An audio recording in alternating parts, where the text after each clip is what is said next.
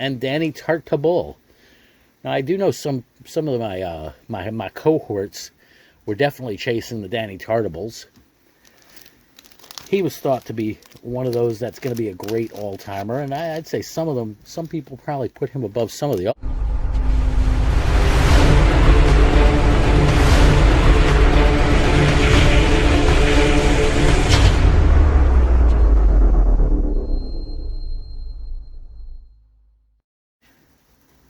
Hey there, y'all. Bunkle here. Hope you've been having a great day. Hope every day is a blessed day for you and y'all.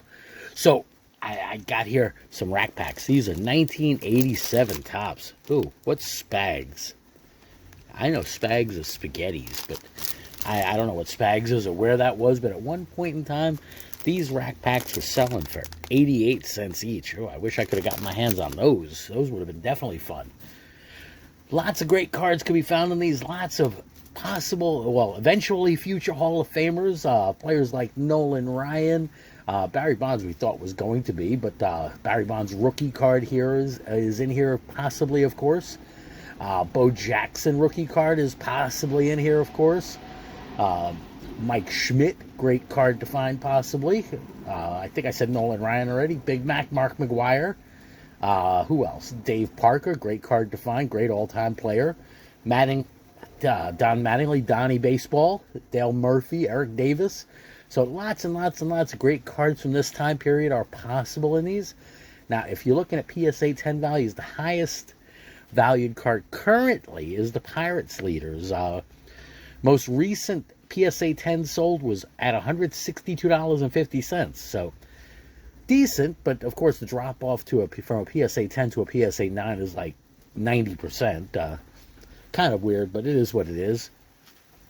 Now, one of my favorite things to find, of course, is checklists, because I get checklists every single rip just about. But checklist number one, the one that says checklist 1 to 132, there was a sale of that for $150. Of course, centering is the biggest issue on these. Centering is all over the place. So one thing to look for. Now, another thing to look for is there's a couple cards that have a trademark or don't have a trademark. The Dwight Gooden and the Don Mattingly, I think it was. The All-Star cards, you see like this Lance Parrish right here. Okay, if you notice, there's like a little trademark mark somewhere there, although this one doesn't seem to have it. Oh no, there it goes, right under the U and E for American League. So this one would have it. Now, there's some where it may not have it. Like I say, the Dwight Gooden and the Don Mattingly, I think, is another one. Now, PSA values on those are not all that high. The Dwight Gooden somewhere around $90 in a 10. The Mattingly, I'm not sure. That's a bit down further, I think. But yeah, anyway, yeah, $45 for the no trademark on front Don Mattingly. Still not that shabby if you get like one of those $15 PSA specials. Not bad if you find one again. Perfectly centered and all that great stuff. So let's just get opening here. Let's get some packs open. I want to find some Bo Jackson rookies, some Barry Bonds rookies. Let's get that wall of fame filled up. Look, I'm using scissors. Don't run. I'm sitting down, so I probably didn't even need scissors there. Oh, there we go. Got the first cell of the first pack open. Starting off with Max Venable. That's what I was talking about as far as centering. He's like going to slip off the left side of the card there. Phil Niekro, first Hall of Famer. Dane Jorg. Ryan Sandberg, all right, second Hall of Famer. Hot pack here. Kent Colvey, sidearm submarine pitcher. Mike Trujillo, bad centering, horrible centering. Rangers leaders, Eric Shaw, Garth, Jorg, Juan Nieves, Craig McMurdy. All right, Reggie Jackson turned back the clock card. Very nice. That'll go up on the wall. Bill Caudill, Charlie Moore, Dave Kingman. One of those like old-time all-or-nothing type hitters. It's a home run or a strikeout. Kent Herbeck and Danny Tartabull. Now, I do know some of my cohorts were definitely chasing the Danny Tartables. he was thought to be one of those that's going to be a great all-timer, and I'd say some people probably put him above some of the other ones, some of the other players that were hot. Wally Joyner was actually one of the hot ones at that time also. Everybody was excited about Wally World. Anyway, we got 3 nice hits. That Sandberg's nice. That's a very nicely centered card. You know what? I'm gonna top load that one at least, because that one looks very nicely centered. Now, I may end up taking it out of the top loader later tonight, because I'm not going to check what the PSA 10 value is now. That wouldn't be fair. I'll be wasting time. I'll get that up over there. But that looks very nicely centered. All right, we got our Phil Niekro card. I'll put Niekro pitch into Reggie. Why not? Maybe an interesting matchup. They did face off a bunch of times. That's definite. I don't know what Reggie's record or Phil Niekro's record against Reggie was, but I'll figure that out. Got Lance Parrish. All right, there goes the Pete Rose. Very nice. He's the manager. I'll put him on the wall. Why not? Got Eddie Lee Whitson, Donnie Hill, Chris Welsh, Jeff Stone, Rob Wilfong, Ruben Sierra record breaker, Thad Bosley. It's named like a butler. Ricky Wright, Mike Greenwell, coulda, woulda, shoulda, didn't. Lonnie Smith, Henry Cotto. I mean, he was good for a couple of years. Chuck Carey, Joel Davis, Lamar Hoyt, and Dickie Knowles. Yeah, he was good for a few seasons. Nowhere near as what the projections were for him, and that happens often. I mean, gotta think about current players and who he might be like, that I can make a comparison. You know, somebody that's considered to be up and coming and great, and has a decent couple years, but then just like falls off the face. All right, we got Mike Schmidt All-Star, 1986 All-Star card. That's going to go to Frapper, but bad centering again.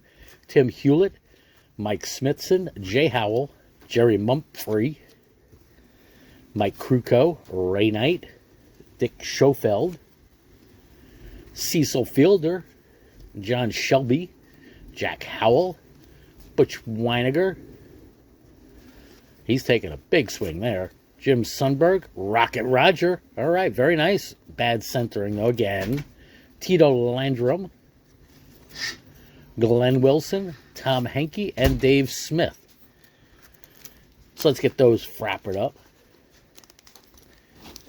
Roger Clemens can go off to the side there.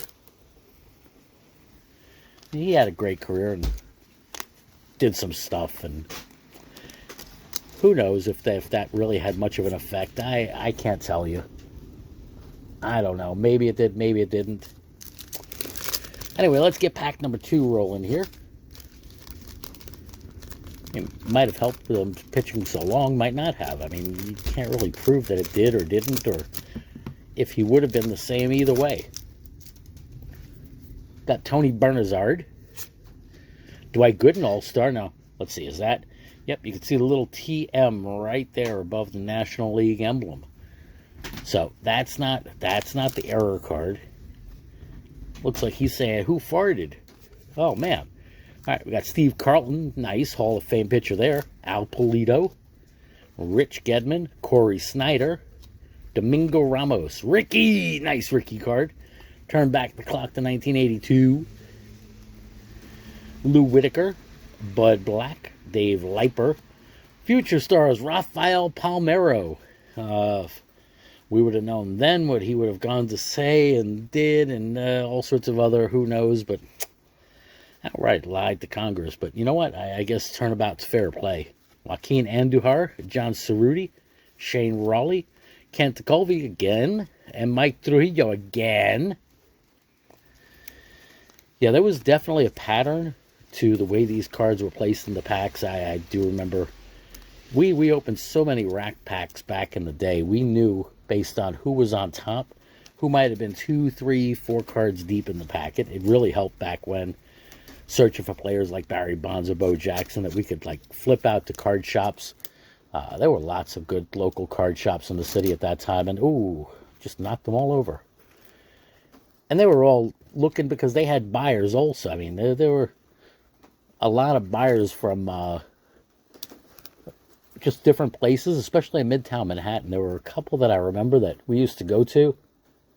And for some cards, they might give you $1.50 each, because they'd be flipping them out at $2, $3, $4, $5 each.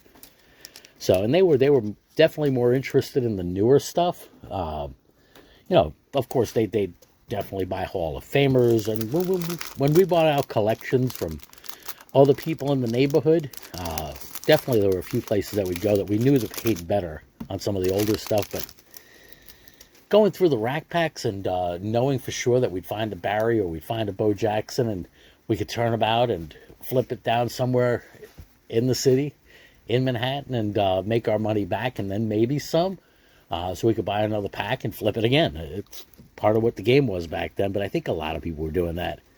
Got Greg Gross, Ron Karkovice, Gary Matthews, Dan Plezak, Dave LaPointe, Dale Svium, Kirk Gibson, Rob Murphy, Louis Aquino, Charles Hudson, Dan Schatzeder.